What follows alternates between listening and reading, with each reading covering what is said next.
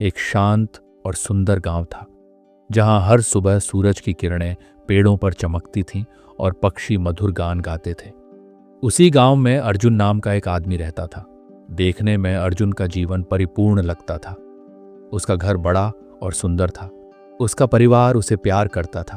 उसके पास इतना धन था कि वह आराम से अपनी जरूरतें पूरी कर सके। लेकिन अर्जुन के मन में हमेशा एक सवाल घूमता था, क्या मेरे जीवन का यही उद्देश्य है? क्या मैं सच में खुश हूं? अर्जुन हर रात सोने से पहले खिड़की के पास बैठता और चांद की ओर देखता। उसे लगता कि उसके जीवन में कुछ कमी है। उसने सोचा, मेरे पास सब कुछ है, फिर भी मैं बेचैन क्यों हूं? क्या ये बेचैनी कभी खत्म होगी? एक दिन गांव में एक खबर फैली। महान संत, जिन्हें लोग दलाई लामा कहते थे, पड़ोस के गांव में प्रवचन देने आने वाले थे। यह सुनते ही अर्जुन के दिल में आशा की एक किरण जागी। उसने सोचा, शायद यह मेरी समस्या का समाधान हो। अगले दिन सूरज निकलने से पहले ही अर्जुन ने अपनी यात्रा शुरू की।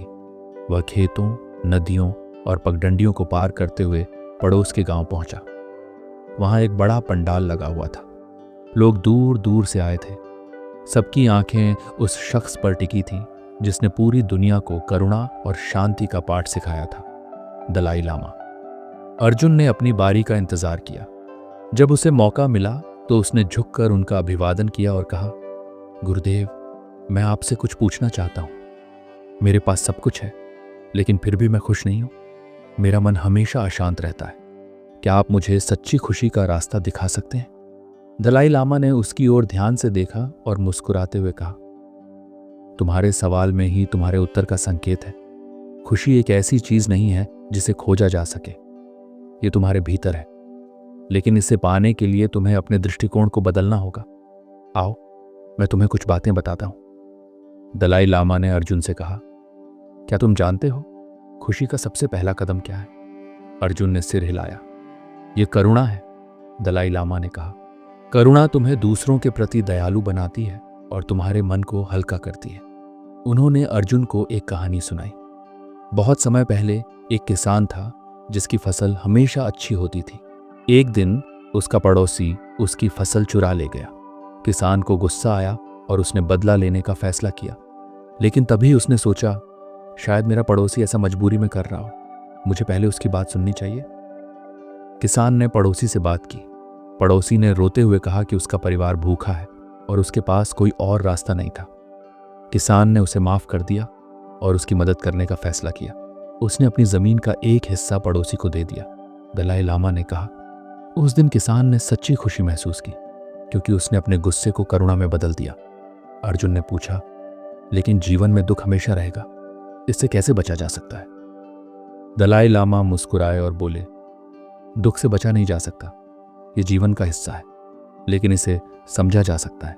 उन्होंने एक और कहानी सुनाई।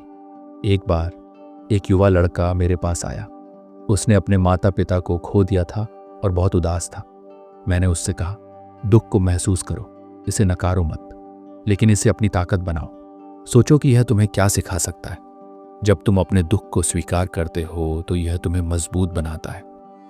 अर्जुन ने पूछा, तो खुशी कहाँ मिलती है? दलाई लामा ने कहा, खुशी बाहर की चीजों में नहीं बल्कि तुम्हारे भीतर है। उन्होंने समझाया, धन, पद और सम्मान सब अस्थायी हैं। अगर तुम अपनी खुशी इन पर आधारित करोगे तो तुम्हारी खुशी भी अस्थायी होगी।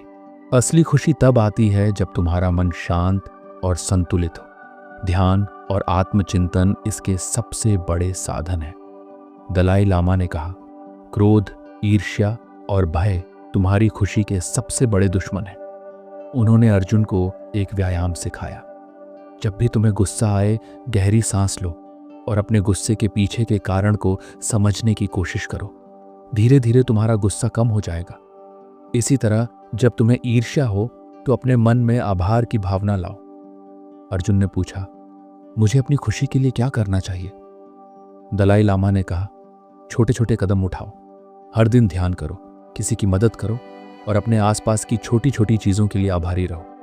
ये छोटे बदलाव तुम्हारे जीवन को बदल देंगे। अर्जुन ने दलाई लामा की सभी बातें मानी। उसने अपने जीवन में करुणा को अपनाया। उसने दूसरों की मदद करना शुरू किया अपने परिवार के साथ अधिक समय बिताया और हर दिन ध्यान किया।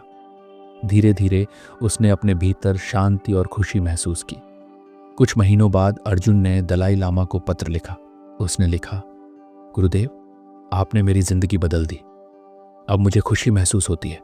ये खुशी बाहरी चीजों पर निर्भर नहीं करती, बल्कि मेरे भीतर से आती है। मैं हर दिन के लिए आभारी हूं।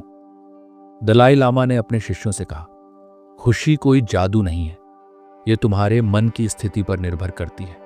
जब तुम करुणा अपनाते हो, अपने दुख को समझते हो और अपने भीतर झांकते हो, तो तुम्हें सच्ची खुशी मिलती है। याद रखो, खुशी कहीं बाहर नहीं, बल्कि तुम्हारे भीतर है। अर्जुन की कहानी हमें सिखाती है कि सच्ची खुशी पाने के लिए हमें अपने भीतर झांकना होगा, करुणा को अपनाना होगा और अपने मन को शांत करना होगा। यही द आर्ट ऑफ हैप्पीनेस का असली संदेश है।